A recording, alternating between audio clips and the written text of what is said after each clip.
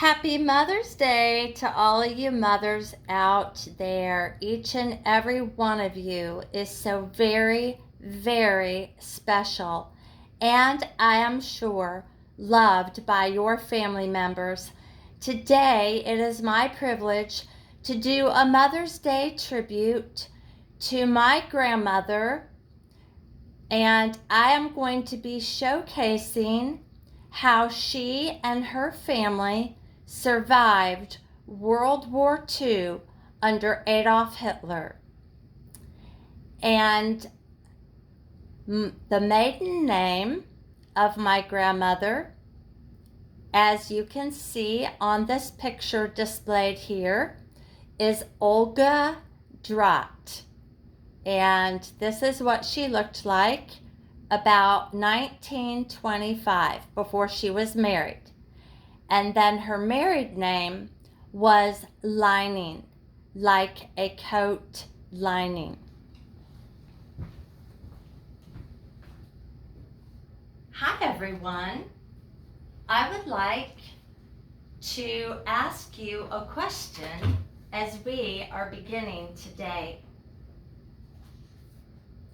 What would you think if someone told you that an Austrian train had played over a loudspeaker a speech from Adolf Hitler?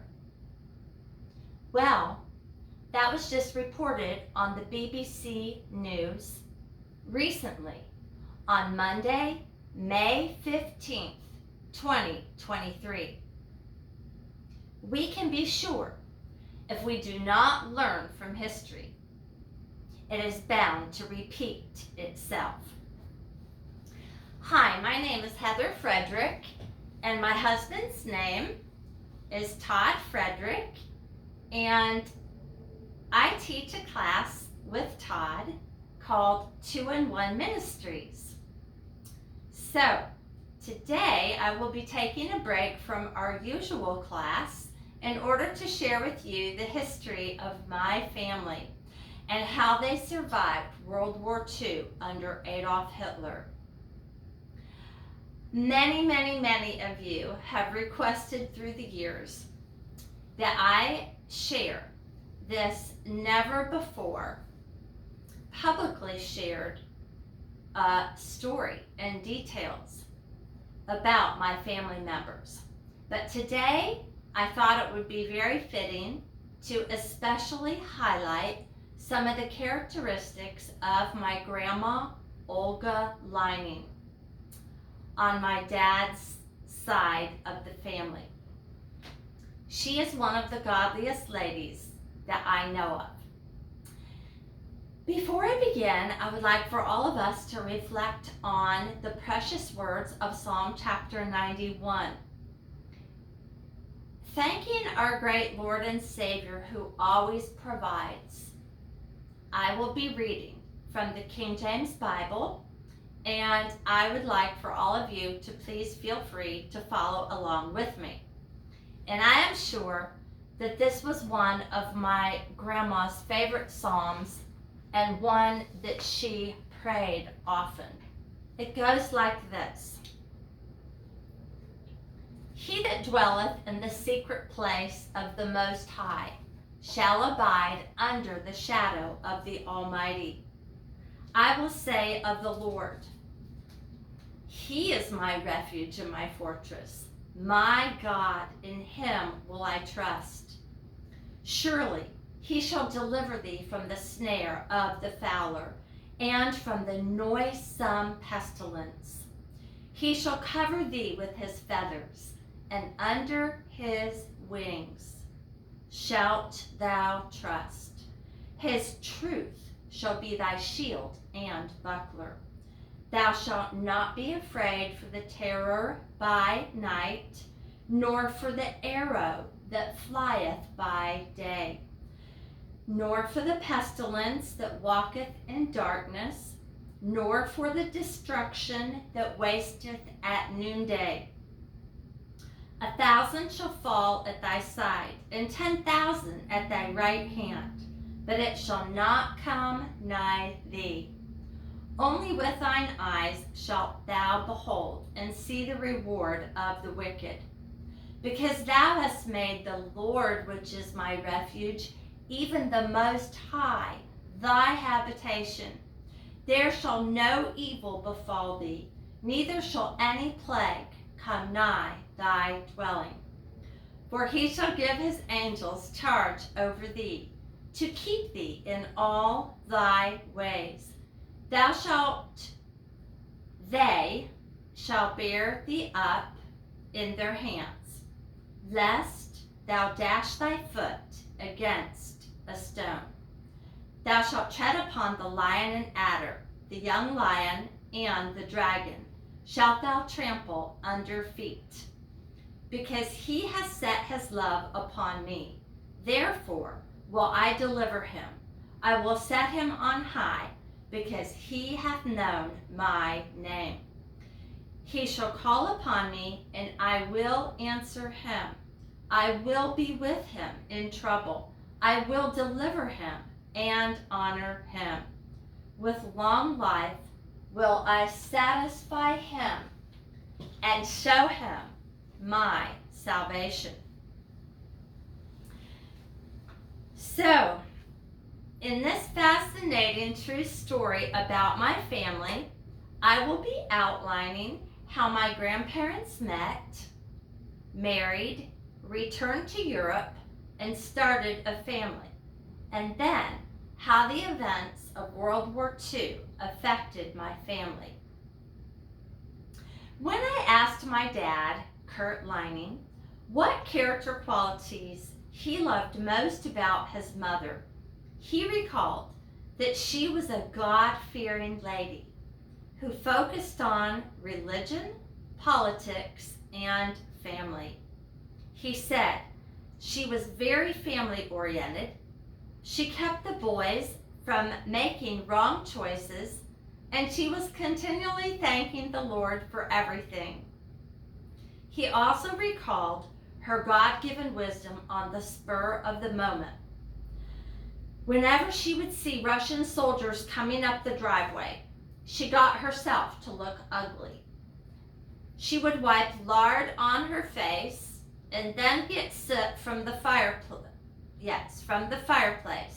and rub it all over her. It worked, and God protected her. At other times, too, when the Russians stopped by to see how much livestock they had, to see what they could plunder, Grandma Olga would show them her passport and tell them that they were American citizens in order to protect their food sources and other supplies. God gave Grandma Olga much wisdom. On one occasion, my Uncle Walt cut off one of his fingers while he was grinding meat, and Grandma Lining bandaged it back on, and it grew back. Amazing. What would you have done? I have another question for you. What would you have done if a centurion of Russian soldiers, that's 100 Russian soldiers, came upon your property and you had to decide what you were going to do as you faced them? Yes, God gave my grandmother much wisdom at times when my grandfather was not there with them. And in this particular occasion, she fed them food and gave them milk to drink. So at this time, I will be recounting the Lining history in its entirety and highlighting some more courageous qualities about my Grandma Olga Lining. So I have my notes in front of me so that I hopefully will not forget to share any of these details with you. The Lining history. The Lining family history is focused on the August, that was my grandfather, my dad's father, and Olga, that is my dad's mother, Lining family. And this family history, by the way, is written from my uncle Al's perspective. So he says, and on mother's family side, my great-grandparents' names were Heinrich and Juliana Drott.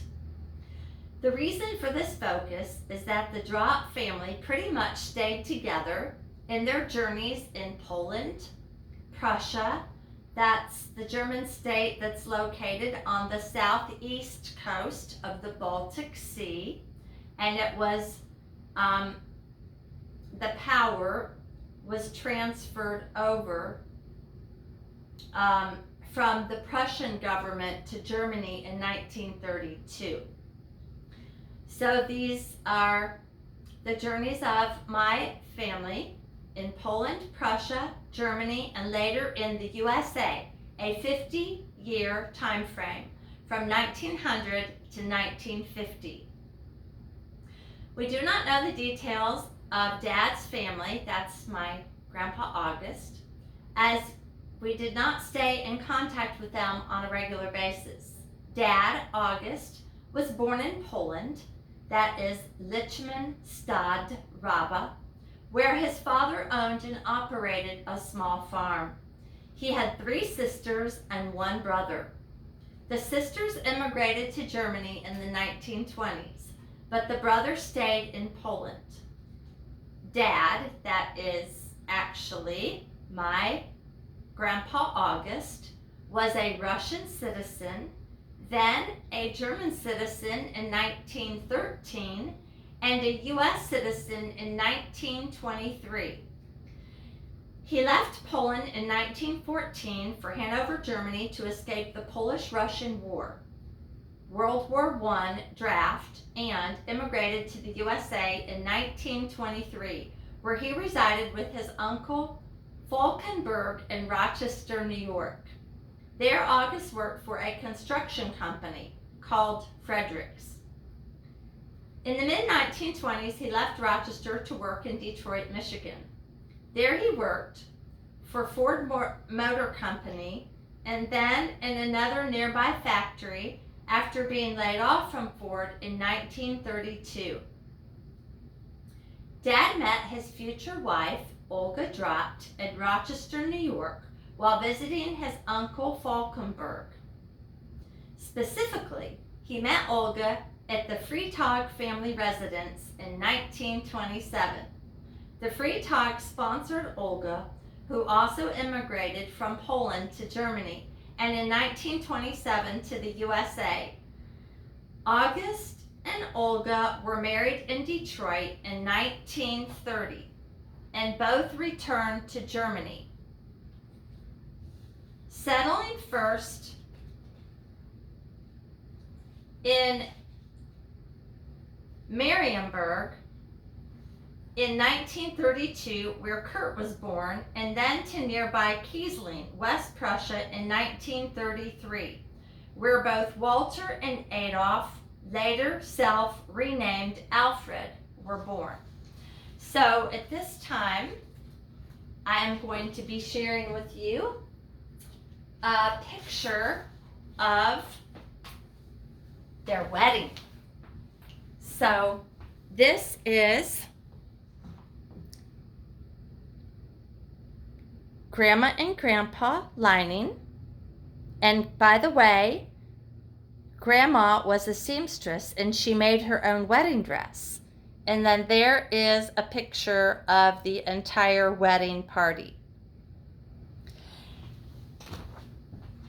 I wish the pictures were a little bit more clear, but that is the best that I can share with you.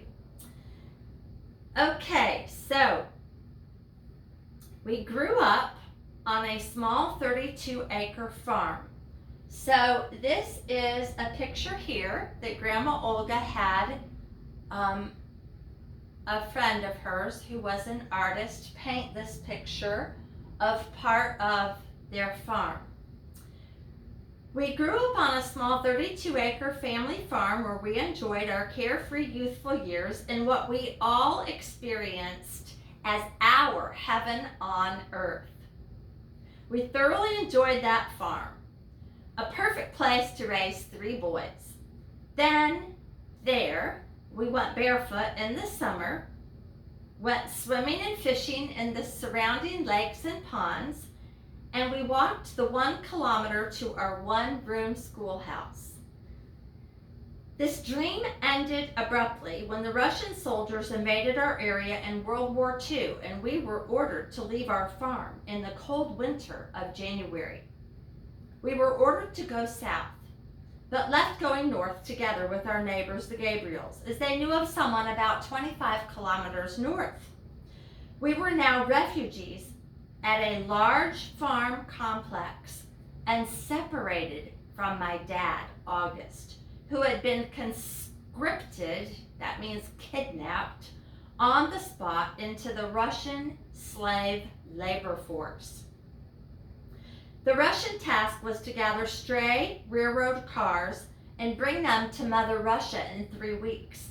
And unknown to the rest of the family, whom remained behind, Dad was commandeered to Odessa, Russia, on the Black Sea. There he explained to the Russians that he should not be sent to Siberia. He was told he would go to Siberia to work as a slave laborer or be shot, as he was a U.S. citizen and requested that he be allowed to go through Russia to Alaska and then to the USA. This was not allowed, but he was permitted to board a ship with British prisoners of war, which sailed west to Italy. You see, my grandfather August knew 5 languages, and I believe he was more valuable to them as an interpreter, and also because he was already a USA citizen, and so he had his passport papers, his immigration papers, as a little protection. In Odessa, that's Russia, Dad served briefly as an interpreter for the Russians. He made all the British quote-unquote officers and pointed out to a Russian officer who was unable to read that the large nearby cannon, which the Russians bragged about, had a quote, "Made in Detroit" inscription on it. He remained in Italy about 7 months, where he functioned as an interpreter for the U.S. forces at a large supply base in Naples. He was employed there at $3 a day and was asked to assemble a crew of German POWs who were capable of cleaning and oiling war equipment. In about September of 1945, August was able to return to the USA, Rochester, New York, where the stranded Linings rejoined their father in 1947 after being located by the American Red Cross. The 2-year refugee story of Olga and the 3 boys comes later. Now, for the Olga Lining drop family history. Olga was one of 7 children of Heinrich and Juliana Deutschlander, that was her maiden name, and her mother's maiden name, and Drott was her maiden name. So, these are her brothers and sisters, Natalie, and then my grandmother Olga, who was born in 1897, Wanda, Julius, Otto, Wilhelm, and Robert. They were born in Lublin, Poland, where the Heinrich Drotsen family were well established and prosperous. Heinrich and Juliana owned a 24-unit apartment building in Lublin. One of Heinrich's brothers owned a steel mill there, and some of the Drott boys were employed there, in order to learn trades and earn a living in difficult economic times. Opportunities were scarce in largely rural and small-town Poland. Another brother of Heinrich owned a large farm, 200-some acres, in Lesen, Germany. Later, 1923, Lesen was ceded to Poland as a result of World War I German territory losses. However, a major economic tragedy befell the Heinrich Drott family when unscrupulous Jewish businessmen cheated them, which resulted in the loss of their main livelihood, the 24-unit apartment building in Lublin. Heinrich, according to Olga, was a good father, level-headed, a Baptist by faith. He, according to Olga, was taken by these quote-unquote businessmen, probably drugged and threatened, and signed away his apartment buildings in exchange for a distant farm, unseen and hundreds of miles away. So, days away in Poland. This was a 600-acre farm, but undisclosed to Heinrich was the fact that this farm was also under a 12-year lease. It should never have been sold legally, but the sales contract was written in favor of the Jewish merchants.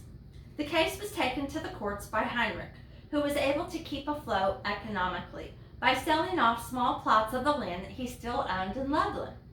Finally, after about 10 years of litigation at considerable expense to Heinrich, he was able to take full possession of the farm from 1910 to 1912, but the family became poorer through the years. The farm was potentially productive, and the land was worth a good deal of money. But the farm was depleted of animals and productive soil, and while Heinrich moved to the farm and tried his best to bring it to productivity, this was not to happen there, and for many reasons. Thievery was a major problem, as the farm was located between two Polish villages, whose inhabitants simply stole whatever they wanted from the farm. After several years, the farm was auctioned off, sold cheaply for tax debts, and while it was purchased by a family member, son-in-law, Ratchkowski, the whole thing turned out to be a total loss to Heinrich and his growing family. This family member was not responsible, even the man they sold it to. It then became clear to Heinrich that life in Poland was intolerable for a German family. The fact that he was Baptist in Catholic Poland likely also contributed to the problems. In those days, people of different faiths and nationalities were generally despised and often treated in a biased manner. For example, Jews became outcast in much of Europe. Gypsies likewise were and are outcast in much of Europe because they are largely viewed as being lifelong thieves and tax evaders. They declare no residence, and there is much truth to those perceptions. My uncle Al, who is sharing with us from his viewpoint, his perspective of the Lining family history story here, said that he had gone back to Europe to have a 1-year revisit to Germany and different parts of Europe from 1987 to 1988. And while he was there, he says, I was accosted by a band of gypsy children who attempted to steal my money by distracting me with newspapers as I was strolling along the streets of Rome as a tourist. Heinrich and his family decided to leave Poland for Lesen, New Brueck, West Prussia in 1913, prior to the outbreak of World War I. Lessing is 420 kilometers or 262 miles due west of Lublin, and at that time German territory. In Lessing, Heinrich bought a small older house. So Heinrich, remember, is my great-grandfather. He had a brother there, and the growing family became active, seeking out a living in Depression times. Uncle Wilhelm, that is my Grandma Lining's brother, so that is my uncle, was in fact drafted into the Russian army about 1920.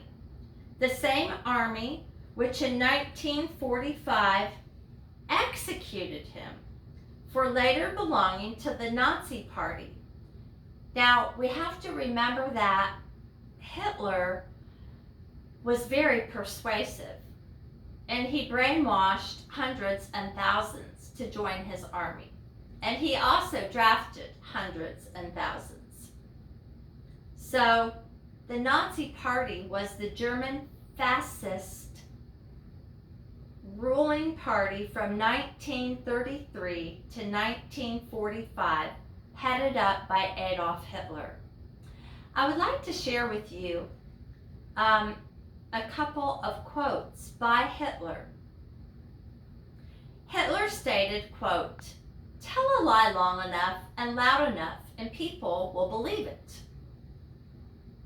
My second quote, "We have to put a stop to the idea that it is part of everyone's civil rights to say whatever he pleases." That was another quote by Hitler. Kind of sounds familiar in today's world as well as what we are seeing in America now and around the world. My aunts, then young girls, worked in households as seamstresses and at whatever jobs clerks, office workers became available. Monies for training was not available to the girls as the family was quite poor at this time, and everyone became responsible to earn his own way, even in the teen years of their lives. Lessing was a good place to raise the young Drott family. The girls became active in the choir. Yes, my family liked to sing a lot, and my grandma would also go around the house singing hymns is one of the things that my dad remembered and enjoyed so much about her joyful heart. And the whole family was active in the Baptist church there. Their lives, as was the custom of Europeans for many centuries, revolved around the church, and friendships were of great importance, so much so that the family relied upon friends, and if at all possible, conducted any business with friends, especially church friends. Belonging to a church, however, was not the most important thing.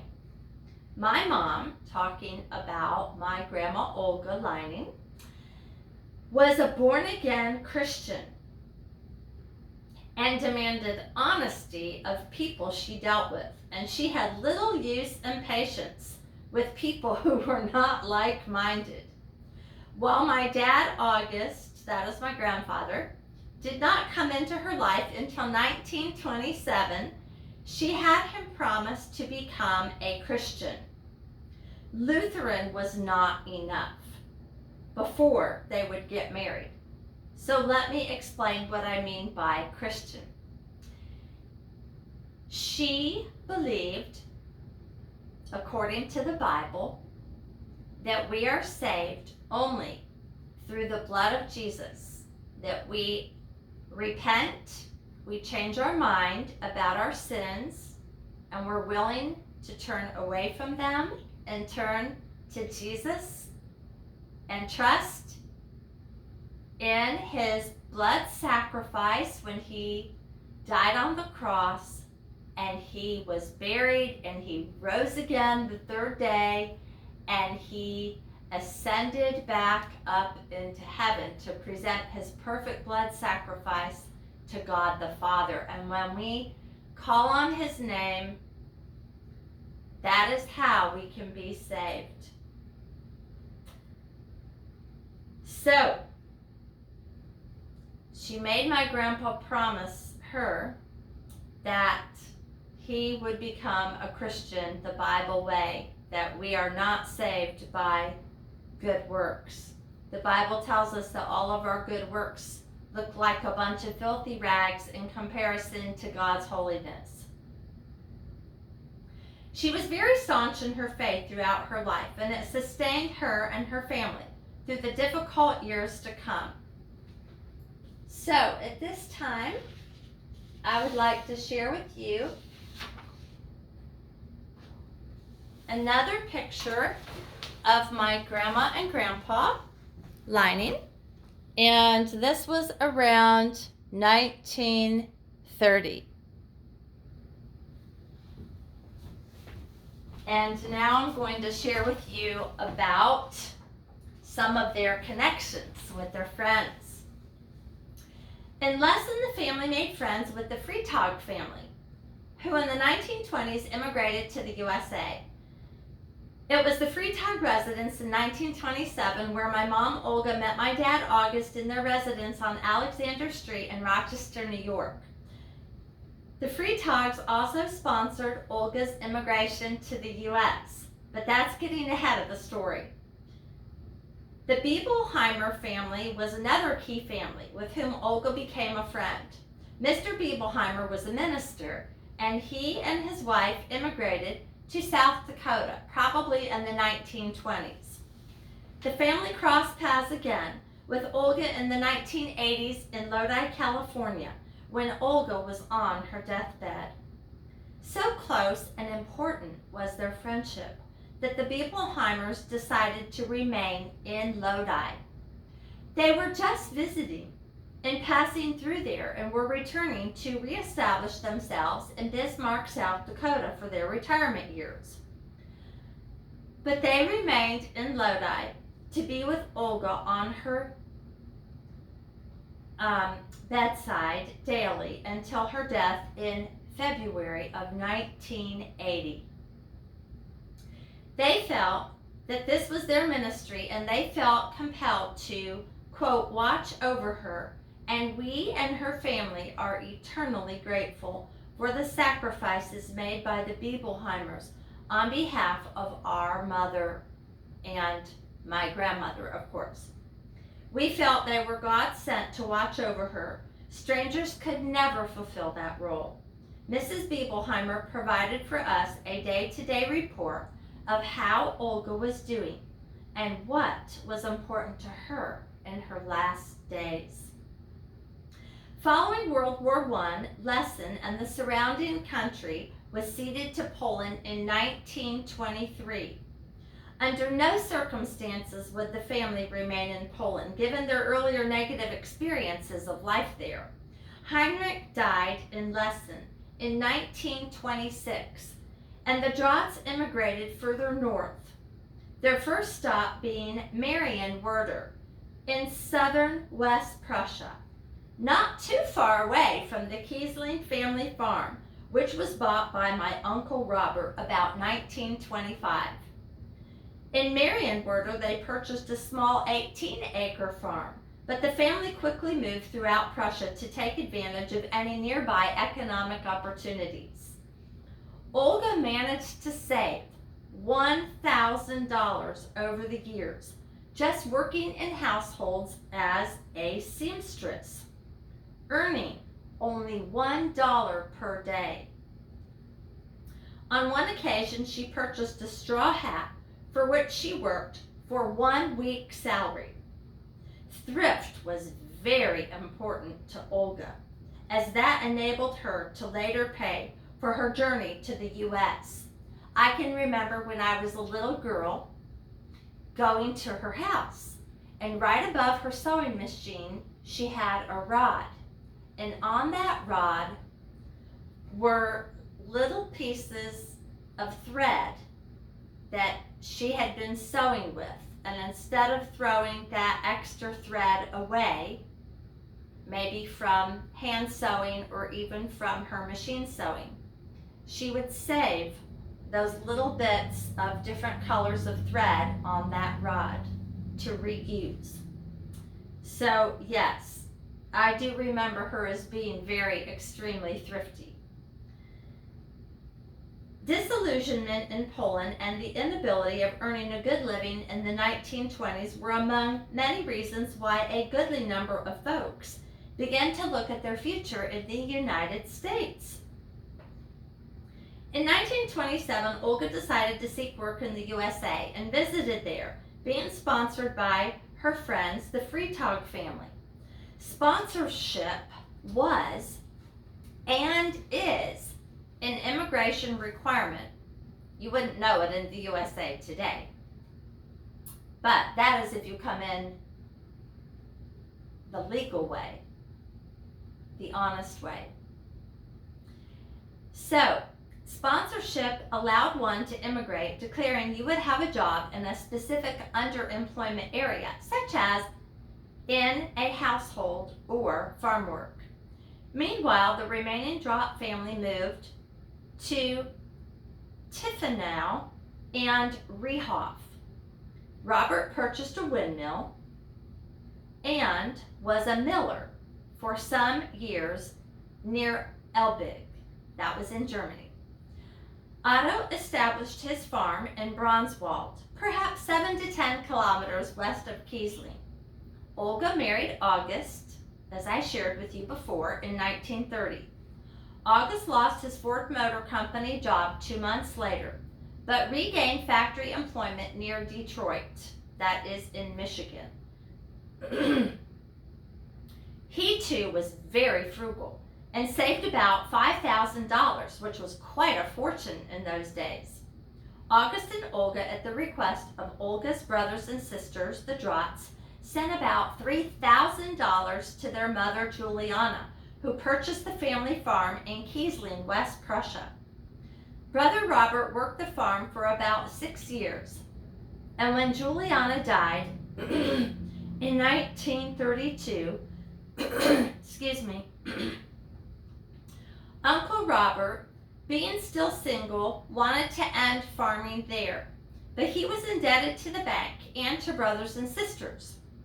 So the opportunity came along for August to buy him out, who had wanted to farm in Germany. Factory work for August was just a means to an end, and not too interesting for any length of time. In 1932, August and Olga returned to Prussia, Germany, first to Marienburg, then to Kiesling in 1933. The Kiesling farm was great for supporting a small family, as it was fully paid for. Money was available for further farm development. A new brick-laid barn, a house, a washroom and baking ovens, and a garage for farm wagons, etc. was built in the 1930s by Uncle Otto, who had his farm nearby in Bronswald. Electricity came to the farm in the 1930s, but the well was still a hand-drawn affair and the water closets were for cities only. The 3 Lining boys and the family thoroughly enjoyed the Kiesling farm. Let me see. Okay. Yes, I do have a picture, another picture to share with you of the entire family. My grandparents with their 3 sons. So in the back, in between my grandparents, is my dad, Kurt, and then to the left there, that is Uncle Al, and on the right side, closest to Grandma Olga, is my Uncle Walt. So we have Kurt, Al, and Walt. And then the bottom picture here, I may as well show that to you as well. That is my grandparents with Al, Kurt, Walt, Frau Boger, and son in 1937. Some of their friends there that we told you were great family friends, lifetime friends. So, let me tell you a little bit about the Kiesling farm. We had livestock, several draw horses, pigs, cows, 250 plus chicken in the warm season, and also geese, duck, and several turkey. I recall a nearby fox once tore a wing from our turkey. I'm sure we had to eat him. That is the turkey. I'm sure my grandmother knew how to cook him very well, and it was yum yum. We had great fun playing in the freshly plowed furrows and spending hours on end in the heights of cherry trees or raiding the currant and gooseberry bushes. Fall was always a great time of the year. The harvest of grain, beets, and hay kept everyone busy.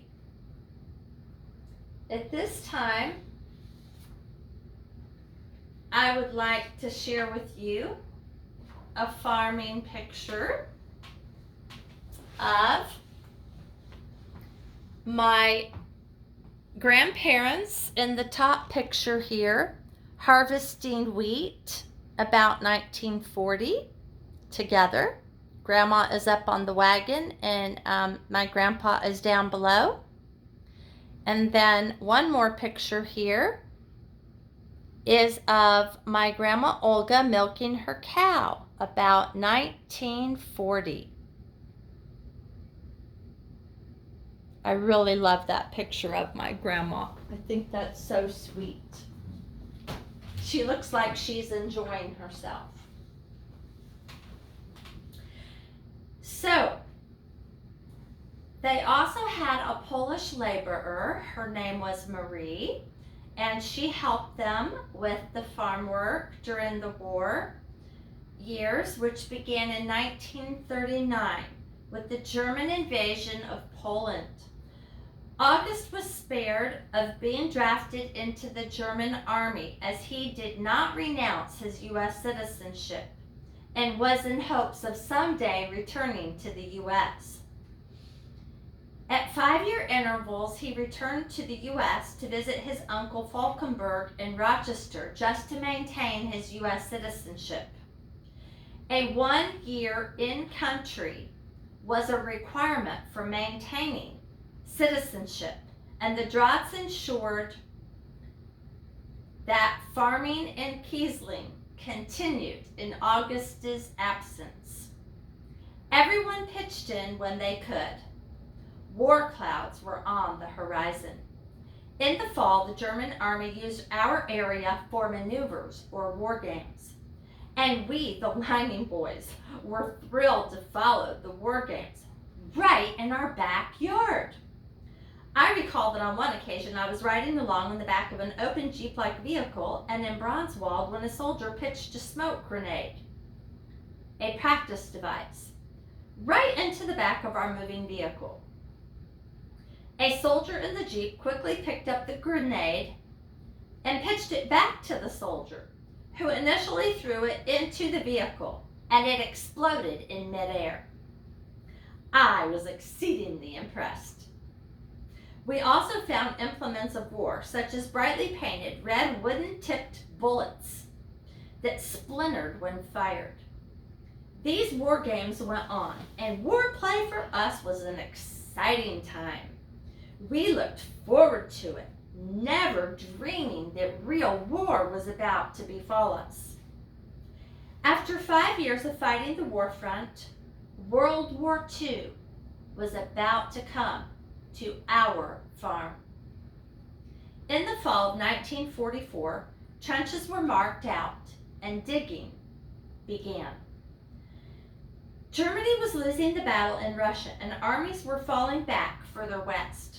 Uncle Robert served for some time in the German army.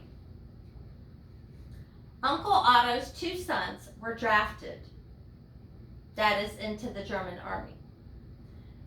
Everyone was sent to the Eastern Front to Russia, and there was great fear of no return, especially since the whole German army was lost and abandoned in Stalingrad. We and many Germans in our area saw Hitler as a power-hungry dictator, but every German feared communism. Another word for that is Bolshevism, and the uncivilized Mongols from the east, the Russian hordes even more. In the fall of 1944, when war in our region became a certainty, rumors of all sorts surfaced. Refugees from the east began to appear, but it was likely prohibited for us to move, and our family decided to stay put as the war was approaching.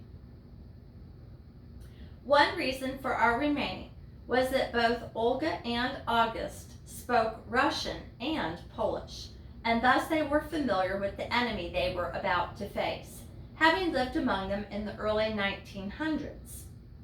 By early winter, we heard that escape routes to the west were closed. River bridges were mined and destroyed. That was likely a rumor, but our parents were in no mood to abandon the farm and thus lose everything we worked for in the last 12 years. By December 1944, the Russian guns were heard and artillery flashes lit up the night sky. The war was suddenly upon us. A German company of soldiers suddenly appeared on our farm. This time, they were not on maneuvers. This was for real in the middle of one of the coldest winters of the century. One soldier asked if they could establish a fire base on our farm, as the Russians were within reach of their guns. We asked that they not do so, and we quickly fed them, as we had plenty of food, much of it preserved in jars. I think that it is also a good time right now in our world history to prepare for a rainy day such as this. It never hurts to have a little preparation for unexpected times. So, provision in cities were scarce, but that was not our situation. That reminds me of a verse in Proverbs that says that the prudent man, or meaning mankind, woman, hides themselves, but the wicked go on and they are punished. Now, a prudent person can hide themselves in many ways by being prepared for your enemy in a variety of ways, and one of them is storing up food. Before the soldiers who were lost and separated from their unit were able to finish their hurried stand-up meal, and before the one barefooted soldier was able to boot up, the sentry barged in, stating that the Russians were on the move toward their direction. The commander of the contingent ordered the troops to leave immediately. We quickly gave the commander what we thought were safe directions, westward across the frozen lakes that would lead to Marienburg and to friendly lines. The lakes in our area froze quite solidly every year and were our playground for ice skating, but not so in the winter of 1944 to 45. A month or so earlier, we found a frozen body on the lake. One of the neighbors shot himself. Now, that is never the right way to deal with stress or pressure, because God always provides for our needs, and He always provides Himself as a refuge to us. God is always a very present refuge in time of trouble. However, facing the Russian army was a fearful prospect for Germans. So it was a fateful and regrettable decision that we failed to flee from the advancing Russian lords. The first Russian troops which appeared on our farm were the Russian shock troops, Cossacks, a ragtag drunken horde to whom we sparingly gave out our short supply of kerosene to appease them, which the Russian soldiers would sell to get vodka. Seems like they were drunk all the time. Later troops were in uniform. One officer put a handgun to my head and threatened to shoot me when Mom gave the officers our names at his request. And this is my Uncle Al speaking here. I recall him saying, "A little Gitler," unquote, the Russian word for Hitler, when he was told my name was Adolf.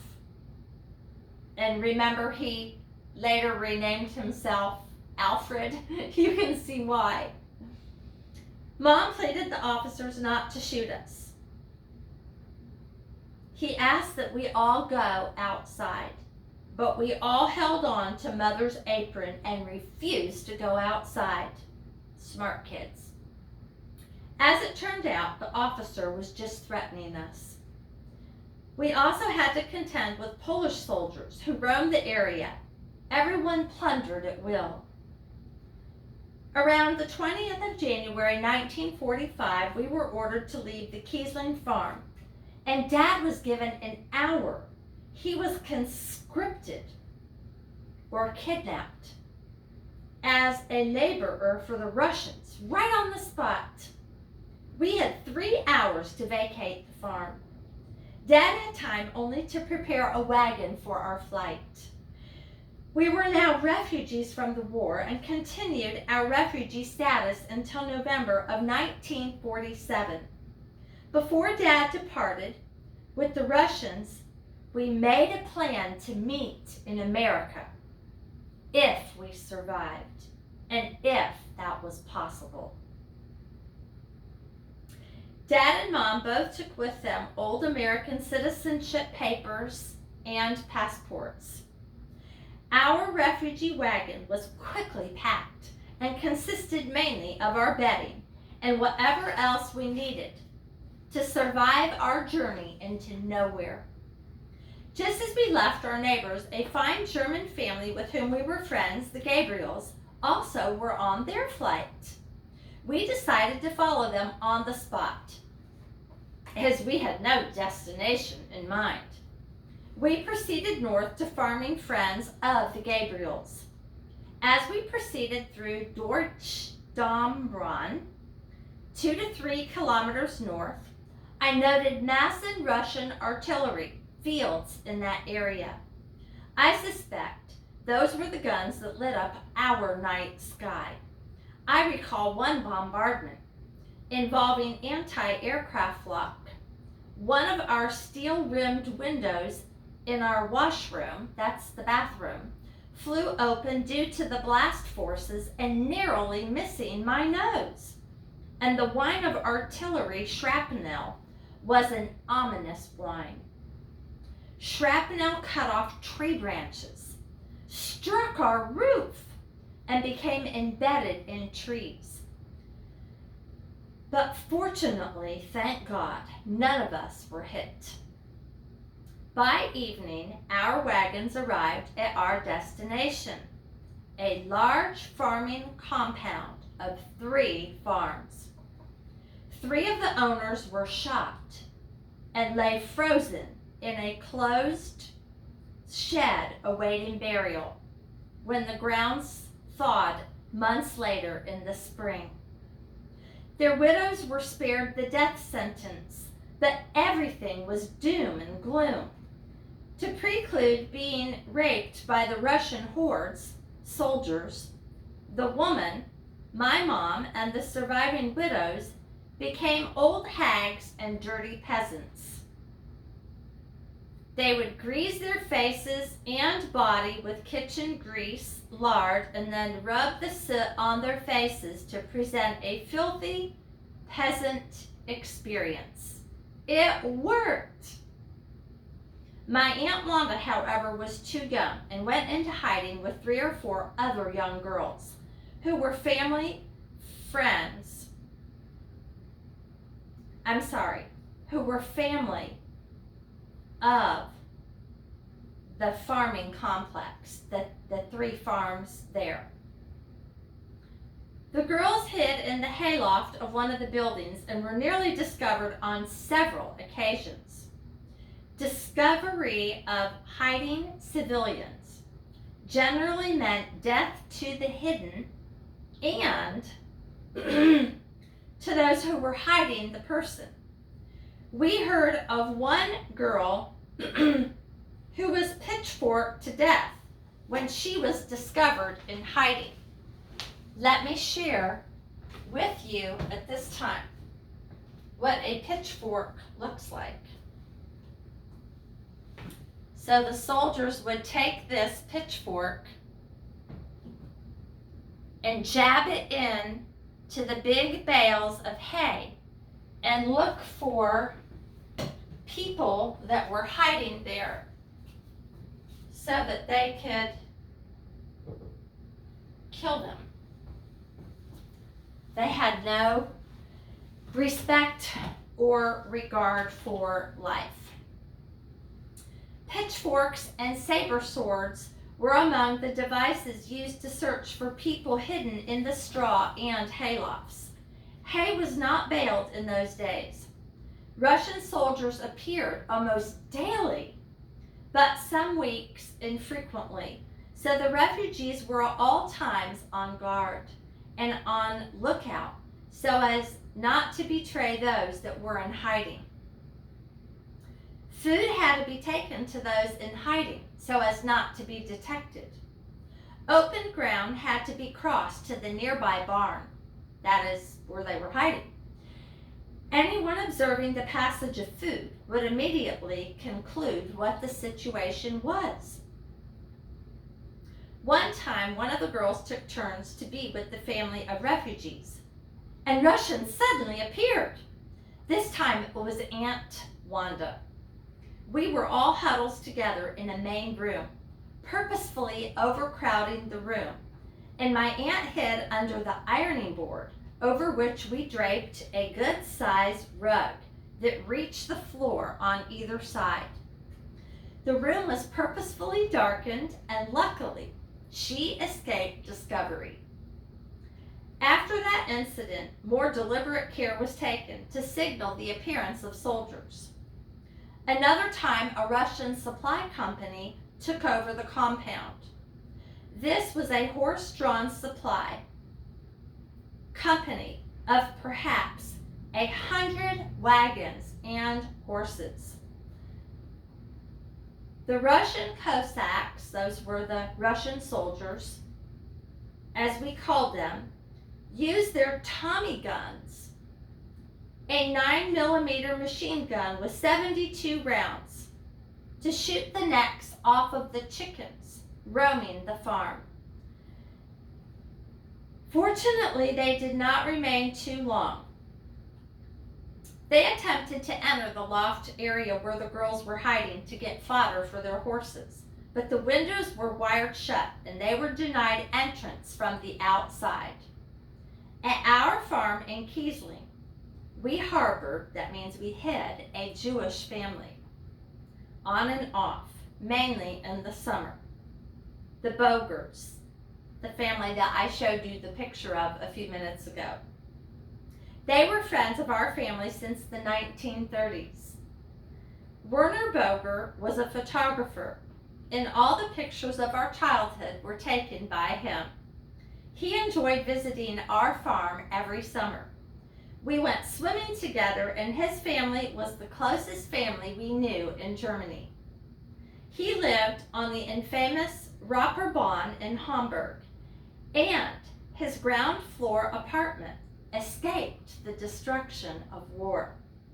We later sponsored his family to the U.S., he moved to Rochester and lived out his retirement years in Tucson, Arizona. In the spring of 1945, the widows buried their dead husbands. We, talking about, this is my Uncle Al talking here, we, Kurt, Walt, and Al, were sworn to silence as one word would jeopardize the lives of the girls which were hidden. We often played with discarded ordnance, munitions, or grenades. On one occasion, I recall playing with a batch of grenade fuses. Boys will be boys. We all wanted the attached ring, and fortunately, we dropped the main pin-like body, which exploded as it hit the ground, leaving a small, baseball-sized crater. After that experience, we were more careful of playing with munitions. On another occasion, Kurt, that's my dad, and my Uncle Walt were conscripted, that's kidnapped, to drive cattle to Mother Russia by the soldiers. They managed to escape their captors that night. So they paid very close attention to where they were going. And they escaped when the Russian soldiers got drunk on vodka about 9 o'clock that night. And they followed the railroad tracks, the 10 to 12 miles back, all the way home.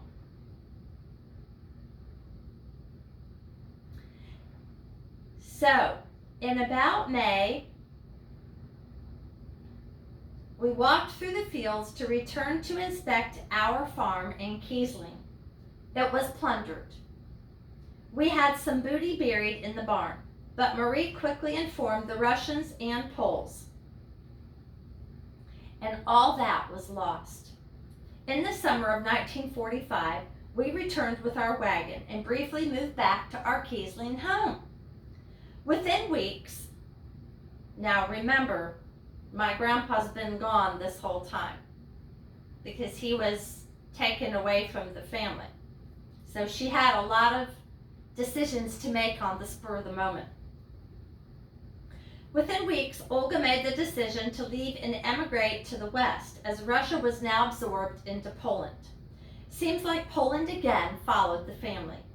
We briefly went back to our old but tiny one-room schoolhouse, only to discover that now Polish was spoken in school, and everyone had to learn the Polish language and culture. So we left Kiesling as refugees. The war had now ended by several months, and we believed travel was again feasible. We traveled by wagon to Danzig, about 50 kilometers distance, where we planned to take a train, if running, westward to Berlin, that is also in Germany. Crossing the main river there, I noticed soldiers hanging from every lamppost on both sides of the bridge as we crossed it. We were in luck in Danzig and were able to board an express train, Schnellzug, heading toward Berlin. But it was halted in Stettin, I believe, and we were tricked off by the Poles and Russians to take another train, which was plundered all along the route to Berlin. So here I want to share a little detail. That my grandma had sewed what valuables they had into their clothes. And like I said, she was very frugal. So she had saved up some real gold coins that she had sewed into their clothes. But their clothes were stolen. And so they were left with pretty much nothing and no money. But retrieved a little bit of their baggage. So in Berlin, we briefly lived in a building-like bunker and later in army barracks. We escaped East Berlin to West Berlin, where refugees were fed one time a day, a grassy soup. How would you like grass soup for your dinner menu?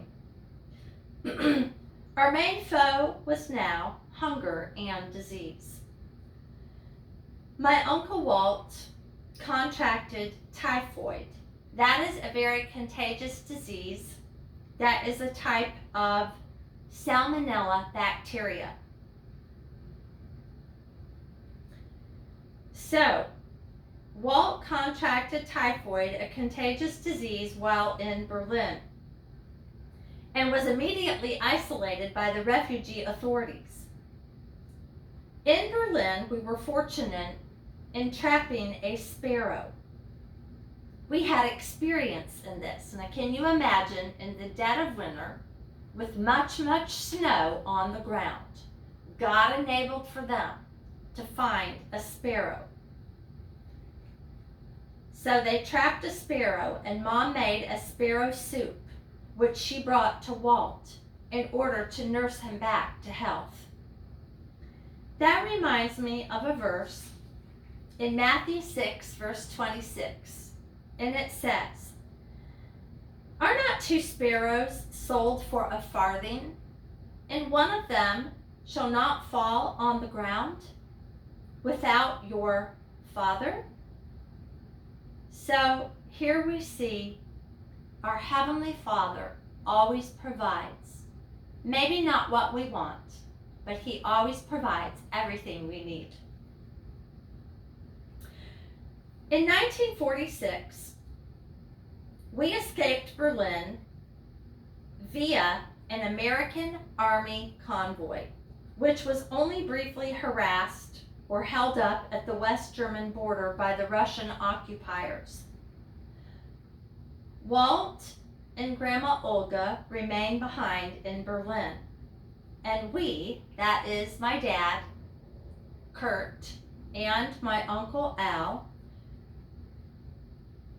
were parceled out by the British Red Cross as refugees to Schleswig-Holstein, the northernmost province in West Germany, near the North Sea. There in Hedwigerkud, near Bussum, a small seaport, we resumed our life living on the log family farm, also called the cabbage farm by Brother Kurt. Interestingly, God allowed for them to find this fairly rich cabbage farmer. And he allowed them to plant cabbages in exchange for living there. In about 2 weeks' time, Walt regained his health, and Grandma and Walt rejoined the family. We then made our first post-war visit to the Boger family in Hamburg, you know, their family friends. Needless to say, they were happy to see us. In mid-1947, the American Red Cross informed us of the whereabouts of my Grandpa August. So then they knew that he was still alive, and how exciting that must have been for them to find that out. By November of 1947, we were on a converted U.S. troop ship, the Marine Fletcher, setting sail from Bremerhaven to the USA to rejoin August in Rochester, New York. Now keep in mind, Grandma Olga and the 3 boys were pretty much alone those 2 years that they were separated from my grandpa. And so now I'm going to share with you that they were on a sailboat, and this voyage took them 11 days. And a couple of interesting things, details here that I want to share with you. Al said, quote, "We were sleeping in the belly of a whale," and I got to thinking, I wonder what he meant by that. Of course, I've never been on a sailboat. But first of all, you're at the mercy of the winds.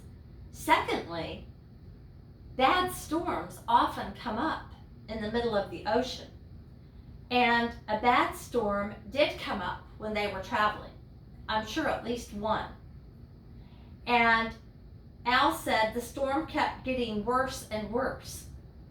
So one night they were trying to eat their dinner, and everyone on the ship had their dinner trays in front of them, when the ship made a turn and all their trays flew out of their laps, and they all started getting very, very sick to their stomachs. And especially Al was hanging over the side of the boat. And so that's why he made that statement. Remember how Jonah in the Bible was swallowed by a whale? And I'm sure that was a very rocking and rolling ride inside the whale's belly as he was swimming around, and it seemed like this boat was rocking and prancing around with this terrible storm that kept getting worse and worse and worse. And I'm sure that they were scared to death, but I'm also sure that God was with them, and he was protecting them, and he was providing safety for them just when they needed it, and keeping them from falling overboard even as they were getting sick to their stomachs. And then as they got close in to Rochester, closer in, when they were in New York Harbor, Dad says that he remembers sailing past the Statue of Liberty. Another interesting detail is, and I wish I had the article to show you, but I don't, but they were interviewed as one of the first refugee families that had come over after World War II. And the New York Times featured them on the cover page of the newspaper, as well as a secondary page inside the newspaper, and did a short synopsis of their survival in Germany and their trip over to America. Of course, the boys had never been to America before. My grandparents were already USA citizens. So, in Rochester, we became Americanized, went to high school, and dispersed to the winds as we saw fit. Walt joined the Air Force, Kurt joined the Navy, and Al became a teacher.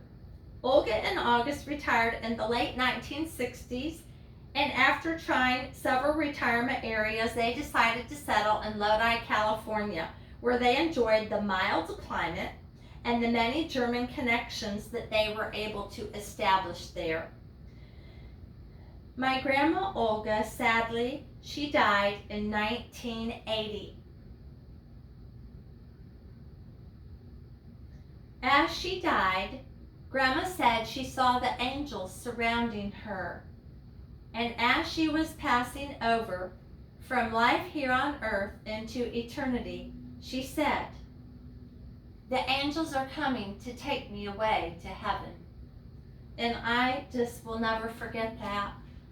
And what a beautiful testimony that is, and assurance that you have a personal relationship with Jesus Christ. Mr. Biebelheimer, that is one of their very close friends, as you remember, delivered the German eulogy service, and Olga's local minister delivered the English portion. August moved to Spokane, that's my grandpa, with Brother Walt, and he also took turns going around to the different family members and visiting, and he would often come to stay with us like for about a month at a time. And I remember he would do some really sweet things, like as soon as dinner was over, he would get up and he'd say, "I wash the dishes," or "I go plant strawberries," or whatever it was that he wanted to do for us to make himself useful. And those were, and of course he went to church with us too. Those were some sweet memories that we have of him. And he died 10 years after my grandmother did, in 1990 at the age of 93. And he also is with the Lord. All draw offspring are now deceased. Aunt Wanda died in 1993 in Lodi, California. We have remaining cousins and second cousins in Rochester, New York. It is a miracle that we survived the war years. My mom, Olga, was totally convinced that it was God that had brought us through all of this. And I will never have to be convinced of that, is what my Uncle Al said. Kurt, Walt, and Al have taped interviews of these events and of the journeys of our parents. Much more can be said. This is but the briefest history of our journey. I think we pretty much experienced it all. And, oh yes, there were the lice, there was extreme hunger, and only the barest of shelter. But such was the life of the Lining family in war-torn Germany. As I close, I would like to give praise to the Lord for how He sustained our family and especially gave my grandmother Olga special wisdom during the 2 years of war when my grandfather was taken away from the family as a political prisoner, although he hadn't done anything wrong. So I would like to share with you a passage out of Psalm chapter 18. And this is what it says. The Lord liveth, and blessed be my rock, and let the God of my salvation be exalted. It is God that avengeth me, and subdueth the people under me. He delivereth me from mine enemies. Yea, thou liftest me up above those that rise up against me. Thou hast delivered me from the violent man. Therefore will I give thanks unto thee, O Lord, among the heathen, and sing praises unto thy name.